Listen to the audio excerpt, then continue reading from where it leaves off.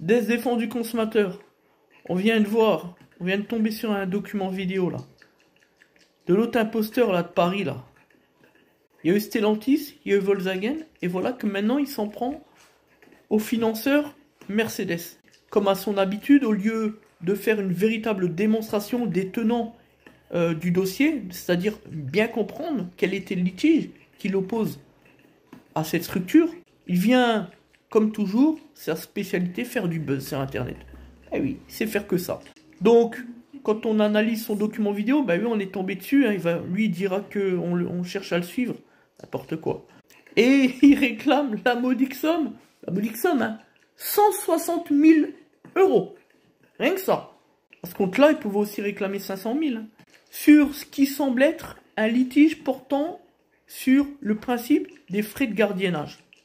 En tout cas, c'est ce que j'en ai compris, parce qu'il faut dire, on comprend jamais rien, mais il le fait exprès, c'est évidemment, c'est pour faire du buzz, comme toujours. Donc comme toujours, il se déplace un jour férié où il n'y a personne, pour bien mettre en avant la structure, bien montrer l'adresse, etc., où c'est que ça se passe, où que c'est pour bien dénigrer, encore une fois.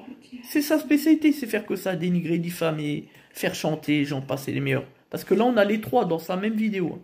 Alors, je connais pas le dossier, mais je sais déjà qu'il a 100% tort sur ce qu'il reproche et sur le fond du dossier. Sans même connaître les tenants, les aboutissants. Parce que je vais vous expliquer une règle en droit civil qui fait jurisprudence. Donc on peut pas remettre ça en cause. C'est que quand on réclame des frais de gardiennage à hauteur de 160 000 €, déjà, ça montre à quel point le dossier, il est mal ficelé de sa part. Parce que 160 000 € pour un garagiste, puis il le dit dans la vidéo, depuis 2019, ça sous-entend que lui n'a pas fait ce qu'il fallait faire. D'ailleurs, il se tire encore une fois une balle dans le pied, il aime tellement le faire. Il en est le spécialiste, puisqu'il dit qu'il a fait un recommandé, puis un autre, puis un autre, puis un autre. Et au lieu d'aller en justice, lui qui prétend être un super procédurier, nous l'a même dit à nous, lorsqu'il nous a menacés, lorsqu'il est venu chez nous.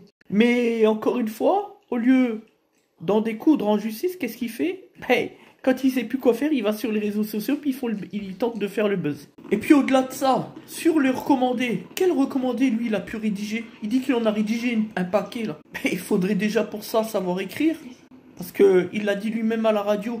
Quand on a son niveau intellectuel, franchement, j'ai peur, hein. Et je pourrais même lui donner des cours de rédaction à l'écrit. Parce que bon, si on n'était pas bien ses arguments par écrit, dans le recommandé, ça vaut pas grand-chose, hein. La règle, elle est simple. Il faut le contrat de dépôt plus le contrat d'entreprise. Sans quoi, les frais de gardiennage sont inopposables. Et quand on analyse son document vidéo, il est clair qu'il ne peut rien réclamer.